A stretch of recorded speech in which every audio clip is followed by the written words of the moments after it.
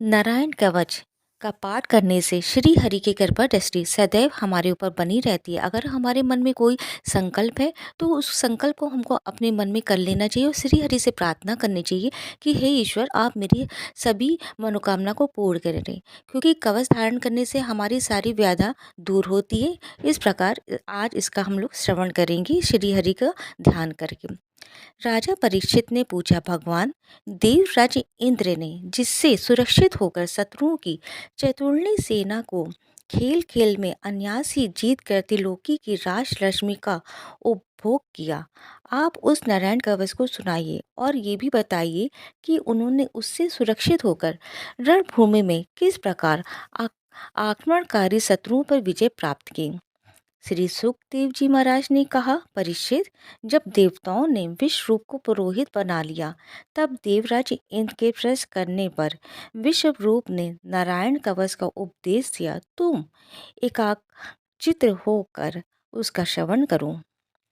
विश्व रूप ने कहा, देवराज इंद्र, भय का अवसर उपस्थित होने पर नारायण कवच धारण करके अपने शरीर की रक्षा करनी चाहिए। उसकी विधि ये है कि पहले हाथ पैर धो के आचमन करें और फिर हाथ में कुश की पवित्री धारण करके उत्तर मुख करके बैठ जाए। इसके बाद कवच धारण पर्यंत और कुछ न बोलने पर निश्चय करके पवित्रता से ओम नमो नारायण और ओम नमो भगवते वासुदेव इन मंत्रों के द्वारा हृदय आदि अन्यास तथा अंगुष्ठ आदि कर न्यास करें। पहले ओम नमो नारायण इस अष्टाक्षर मन के ओम आदि 8 अक्षरों का क्रमशः पैरों, घुटनों, जांघों, पेट, हृदय, व्रज स्थल, मुख और सिर में न्यास करें अथवा पूर्वोक्त मन के यकार से लेकर ओमकार तक 8 अक्षरों का सिर से आरंभ कर उन्हीं 8 अंगों में विपरीत क्रम से न्यास करें। फिर ओम विष्णु नमः इस मंत्र के पहले अक्षर ओम का हृदय में, वी का ब्रह्म रंध्र में, शाह का बाहुओं के बीच में, अड़ा का चोटी में, वे का दोनों नेत्रों और ना का शरीर की सब गांठों में न्यास करे। तदंतर ओम माँ अस्त्राय फट कहकर दिक बंद करें। इस प्रकार न्यास करने से इस विधि को जानने वाला पुरुष मंत्रमय हो जाता है। इसके बाद समग्र ऐश्वर्य, धर्म, यश, लक्ष्मी, ज्ञान और वैराग से परिपूर्ण इष्ट देव भगवान का ध्यान करे और अपने को भी तत्रूप ही चिंतन करे। तत्पश्चात विद्या, तेज और तप स्वरूप इस कवच का पाठ भगवान श्री हरि गणु जी के पीठ पर अपने चरण कमल रखे हुए अणिमा आदि 8 सिद्धियां उनकी सेवा कर रही हैं। 8 अंगूठों में शंख, चक्र, ढाल, तलवार, गदा, बाण, धनुष और पास फंदा धारण किए हुए हैं। वही ओंकार स्वरूप प्रभु सब प्रकार से सब ओर से मेरी रक्षा करें। मत्स्य मूर्ति भगवान जल के भीतर जल जंतुओं से और वरुण के पास से मेरी रक्षा करें। माया से ब्रह्मचारी रूप धारण करने वाले वामन भगवान स्थल पर और विश्व रूप श्री त्रिविक्रम भगवान आकाश में मेरी रक्षा करें। जिनकी घोर अट्टहास करने पर सब दिशाएं गूंज उठी थी और गर्भवती दैत्य पत्नियों के गर्भ गिर गए थे। वे दैत्य युद्ध पतियों के शत्रु भगवान नरसिंह किले, जंगल, रणभूमि आदि विकट स्थानों में मेरी रक्षा करें। अपने दाढ़ों पे पृथ्वी को उठा लेने वाले यज्ञ मूर्ति वराह भगवान मार्ग में परशुराम जी पर्वतों के शिखरों और लक्ष्मण जी के सहित भरत के बड़े भाई भगवान रामचंद्र प्रवास के समय मेरी रक्षा करें। भगवान नारायण मरण मोहन आदि भयंकर अभिचारों और सब प्रकार के प्रमादों से मेरी रक्षा करें। ऋषि श्रेष्ठ नर गर्भ से योगेश्वर भगवान दत्तात्रेय योग के विघ्नों से और त्रिगुणाधिपति भगवान कपिल कर्म बंधन से मेरी रक्षा करें। परम ऋषि सनत कुमार कामदेव से हैग्रीव भगवान मार्ग में चलते समय देव मूर्तियों को नमस्कार आदि ना करने के अपराध से, देव ऋषि नारद सेवा अपराधों से और भगवान कश्यप सब प्रकार के नरकों से मेरी रक्षा करें। भगवान धन्वंतरी कुपथ से, जितेंद्र भगवान ऋषभ देवेशु के दुख आदि भयदायक द्वंद्वों से, यज्ञ भगवान लोकापात से, बलराम जी मनुष्यकृत कष्टों से, और श्री शेष जी क्रोध वश नामक सर्पों के गणों से मेरी रक्षा करें। भगवान श्री कृष्ण देवपायन व्यास जी अज्ञान से तथा बुद्ध देव पाखंडियों से और प्रमाद से मेरी रक्षा करें। धर्म रक्षा करने वाले महान अवतार धारण करने वाले भगवान कलिक पाप बहुल कलिकाल के दोषों से मेरी रक्षा करें। प्रातःकाल भगवान केशव अपनी गदा लेकर, कुछ दिन चढ़ जाने पे भगवान गोविंद अपनी बांसुरी लेके, दोपहर की पहली भगवान नारायण अपनी तीक्ष्ण शक्ति लेकर, और दोपहर को भगवान विष्णु चक्र राजे सुदर्शन लेके मेरी रक्षा करें।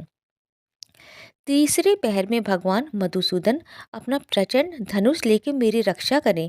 सायंकाल में ब्रह्मा आदि त्रिमूर्तिधारी माधव सूर्यास्त की बात है, हर ऋषिकेश अर्धरात्रि के पूर्व तथा अर्धरात्रि के समय अकेले भगवान पद्मनाभ मेरी रक्षा करें। रात्रि के पिछले प्रहर में श्री वासलाचन श्री हरि, उषा काल में खड़गधारी भगवान जनार्दन, सूर्योदय से पूर्व श्री दामोदर, और संपूर्ण संध्याओं में काल मूर्ति भगवान विश्वेश्वर मेरी रक्षा करें। सुदर्शन आपका आकार चक्र रथ के पहिए की तरह है।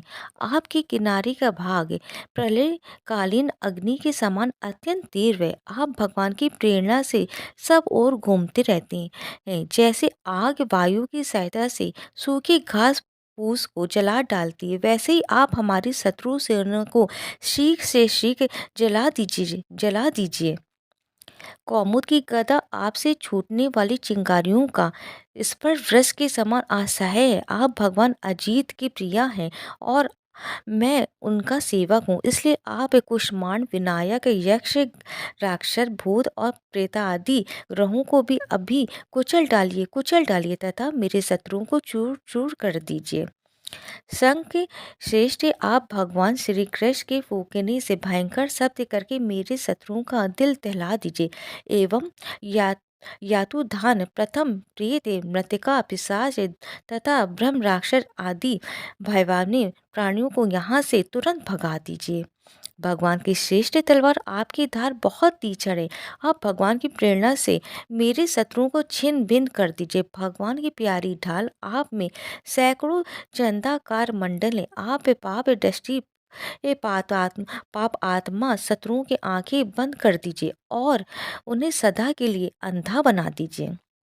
सूर्य आदि ग्रह, धूमकेतु, पुच्छल तारे आदि केतु, दुष्ट मनुष्य, सर्प आदि रेंगने वाले जंतु, दाढ़ों वाले हिंसक पशु, भूत प्रेत आदि तथा पापी प्राणियों से हमें जो जो भय हो और जो हमारे मंगल के विरोधी हो, वह सभी भगवान के नाम रूप तथा आयुधों का कीर्तन करने से तत्काल नष्ट हो जाए। व्रत रतांतर आदि सामवेदीय स्तोत्रों से जिनकी स्तुति की जाती है, वह वेद मूर्ति भगवान गरुण और विश्वसेन जी अपने नामोच्चारण के प्रभाव से हमें सब प्रकार की विपत्तियों से बचाए। श्री हरि के नाम रूप वाहन आयुध और श्रेष्ठ पार्षद हमारी बुद्धि, इंद्रिय, मन और प्राणों को सब प्रकार की आपत्तियों से बचाए। जितना भी कार अथवा कारण रूप जगत है, वह वास्तव में भगवान ही है। इस सत्य के प्रभाव से हमारे सारे उपद्रव नष्ट हो जाए। जो लोग ब्रह्म और आत्मा की एकता का अनुभव कर चुके, उनकी दृष्टि में भगवान का स्वरूप समस्त विकल्पों से रहित है, वेदों से रहित, और फिर भी वे अपनी माया शक्ति के द्वारा भूषण आयुध रूप नामक शक्तियों को धारण करते हैं। ये बात निश्चित रूप से सत्य है। इस कारण सर्वत्र सर्वव्यापक भगवान श्री हरि सदा सर्वत्र सब स्वरूपों से हमारी रक्षा करें। जो अपने भयंकर अट्टहास से सब लोगों के भय को भगा देते हैं और अपने तेज से सबका तेज ग्रस लेते हैं, वे भगवान नरसिंह की दिशा विदिशा में नीचे ऊपर बाहर भीतर सब ओर से हमारी रक्षा करें।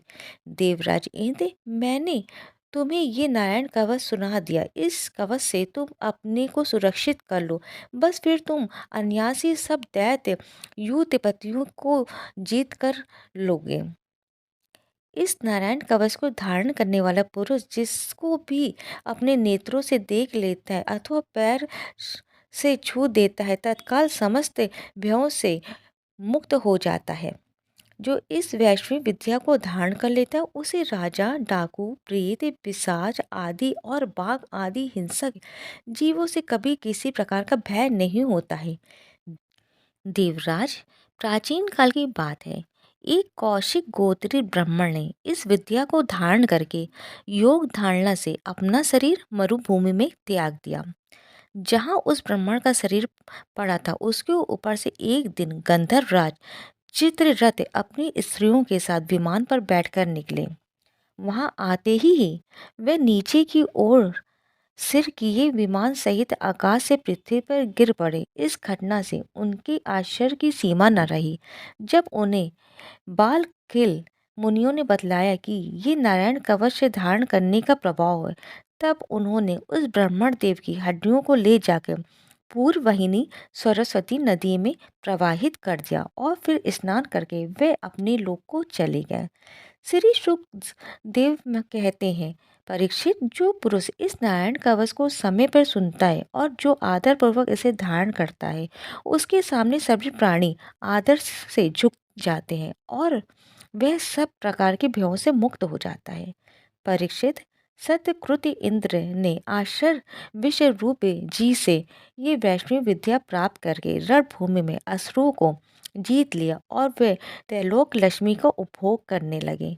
इस प्रकार नारायण कवच यहीं पे समाप्त होता है। इसलिए अपनी मनोकामना को हम लोग मन ही मन भगवान से संकल्प करेंगे, हे भगवान आप मेरी सभी मनोकामना पूर्ण करें, जो सुनते हैं उनकी भी सभी मनोकामना पूर्ण करें, और जो वीडियो को ज़्यादा से ज़्यादा शेयर करके चैनल को सब्सक्राइब करते, लाइक करके और कमेंट में जय श्री हरि लिखते, उनकी सभी मनोकामना ईश्वर पूर्ण करें। जय श्री हरि।